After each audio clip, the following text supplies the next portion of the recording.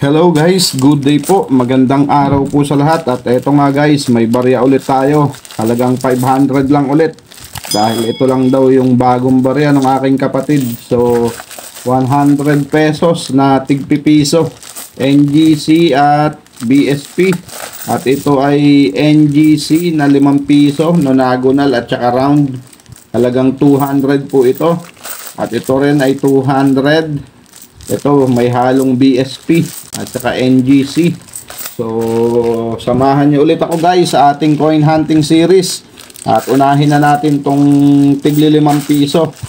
Etong BSP ang ating unahin. So hahatiin lang natin to sa dalawang batch guys. Pero syempre bago tayo magsimula, maraming salamat po sa aking mga subscriber na patuloy na sumusuporta po sa ating channel. Maraming salamat sa inyong lahat guys. At lalong-lalo na po doon sa mga nag-share po ng ating video at sa mga nagla-like. At syempre maraming salamat din po sa ating mga silent viewer. Maraming salamat sa inyong lahat guys sa suporta po dito sa ating channel. Sana po ay huwag niyong kalilimutang i-share at i-like po yung ating video. Okay, sana makahan tayo dito ng year 2018 na Frost at yung year 2019 na reverse Frost. So, iyon lang ang ating hinahanap dito sa 5 piso na NGC. At syempre kung saswertihin yung mga error coin.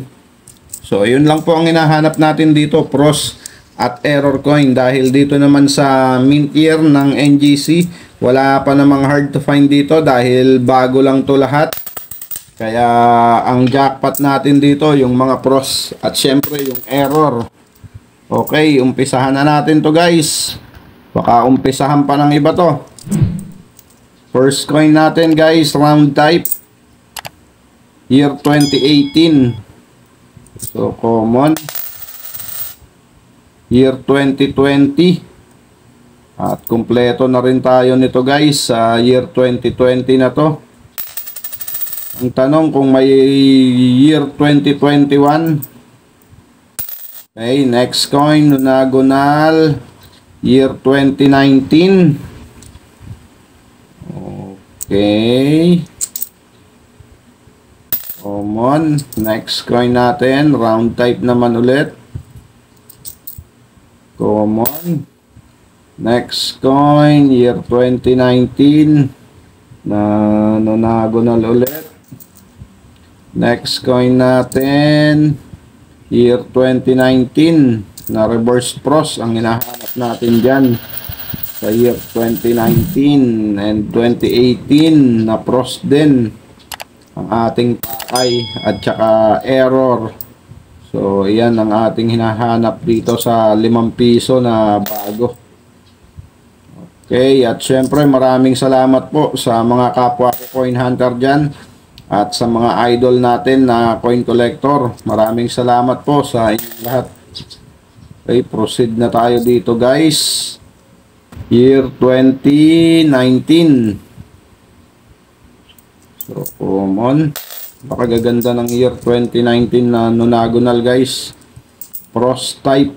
Pero may isang variation yan guys. Hindi siya Frost.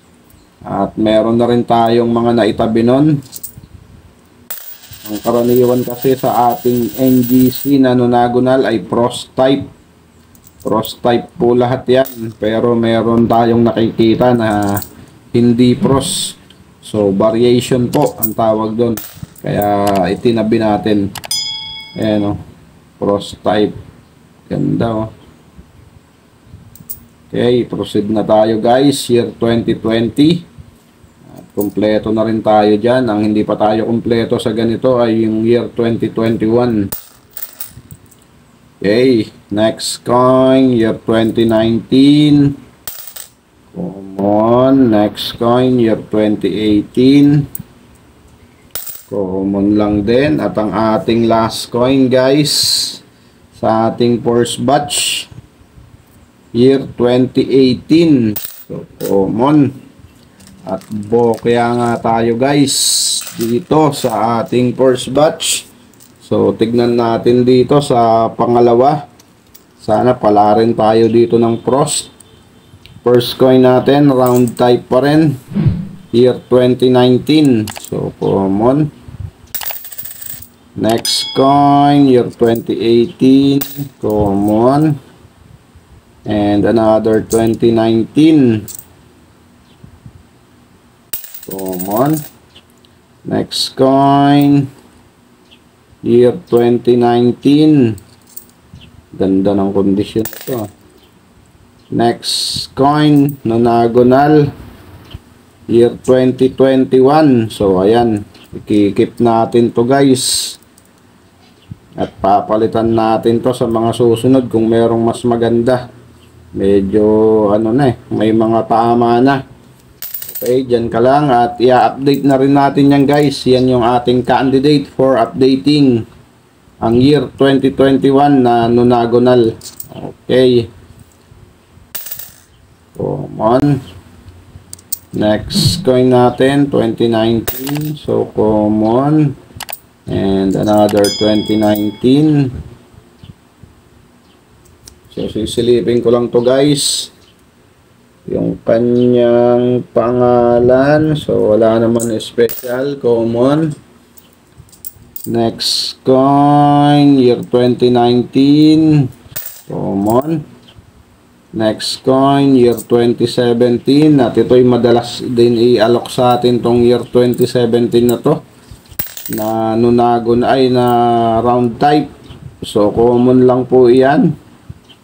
Next coin, common.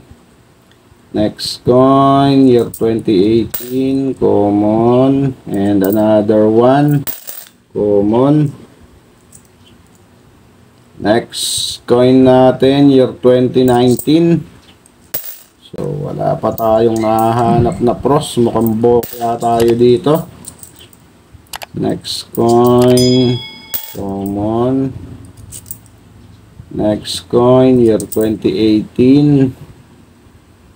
Common. Next coin natin, 2018 and year 2019.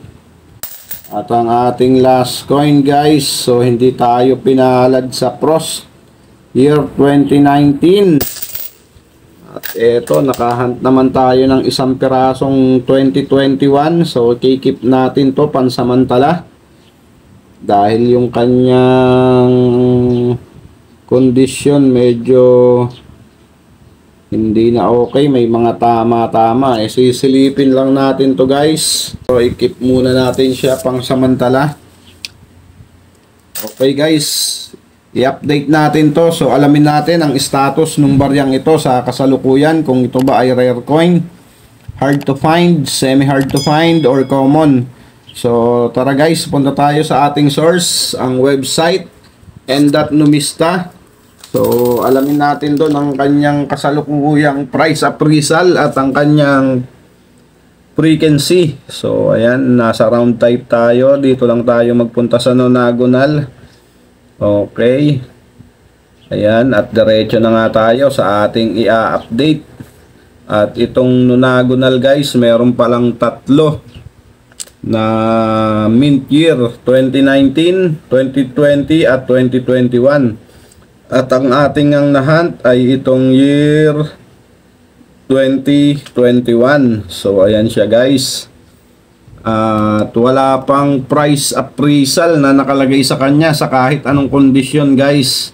At meron siyang frequency na 15%. So, ayan. At siya ang pinaka medyo maliit dito sa tatlo na to. 15%. So, medyo malaki-laki na rin guys. Kaya masasabi natin ang year 2021 ay same lang nung 2019 at 2020. So, common. At hindi pa na-update ang kanyang price appraisal. Okay guys, ayan. Ang year 2021 na nonagonal ay nananatiling common guys dahil ang kanyang frequency ay 15%. Okay guys, maraming salamat po sa inyong pagsama dito sa ating coin hunting. Keep safe always guys and God bless.